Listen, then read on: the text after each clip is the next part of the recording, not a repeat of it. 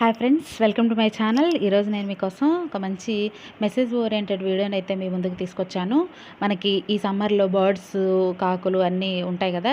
ఇవన్నీ ధాన్యం లేక, వాటర్ లేక రొప్పుతూ తిరుగుతూ ఉంటాయి పాపం సమ్మర్లో ఎండలకి. వాటికి మనం ఫుడ్ ఏర్పాటు చేస్తే టెర్రస్ మీద అయితే ఎక్కడైతే అక్కడ, కింద గార్డెన్లో అయితే ఎక్కడ, ఎలా అయితే అలా. పల్లెటూరులో అయితే కాస్త నీటి తొట్లు అవి ఉంటుంటాయి, అవి తాగుతాయి. మనకి సిటీస్లో అట్లా ఉండవు కాబట్టి టెర్రస్ మీద వస్తూ ఉంటాయి కదా బర్డ్స్. వాటికి ఇలా నీటి తొట్టెలు కానీ, ఇలా ధాన్యం ఏముంటే అవి రైస్ కానీ, వడ్లు కానీ ఏవైనా అలా పోసేస్తే అవి వచ్చి తింటూ ఉంటాయి. మాకు అలా పోయగానే చక్కగా మార్నింగ్ కల్లా ఏం ఉండట్లేదు. మేము వెళ్ళిన తర్వాత అవి శుభ్రంగా తినేస్తున్నాయి అనమాట. ఇలా చేస్తే బాగుంటుంది అనిపించింది. ఈ మెసేజ్ని మీకు ఒకసారి గుర్తు చేద్దాం అనేసి నేను ఈ వీడియో చేశాను. ప్రతి సమ్మర్లో మనకి టీవీ వాళ్ళు ఇలా చెప్తూ ఉంటారు, నీటి తొట్లు ఏర్పాటు చేయండి, పక్షులకి ఇలా ధాన్యాలు అవి చల్లి వాటికి సహకరించండి అనేసి, వాటిని రక్షించండి అని మనకి మెసేజ్ ఇస్తూ ఉంటారు.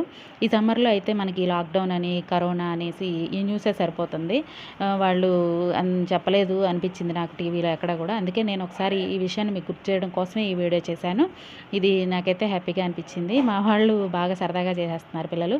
అయితే మేము అప్పుడే కిందకి దిగ్గానే ఒక ఆవు అయితే కనిపించింది. దానికి ఫుడ్ పెడితే బాగుంటుంది అనేసి బాలమృతం ఇంట్లో రెడీగా ఉంటే అది నేను ఒక చాట్లో పోసేసి దానికి పెట్టాను. అది హ్యాపీగా తినేసింది. మాకు కూడా చాలా సంతృప్తిగా అనిపించింది ఆ రోజు. ఈ మెసేజ్ ఒక మంచి మీరు మెసేజ్ లాగా ఫీల్ అవుతారనుకుంటున్నాను. వీలైనంత ఎక్కువ మందికి ఈ విషయాన్ని షేర్ చేయండి.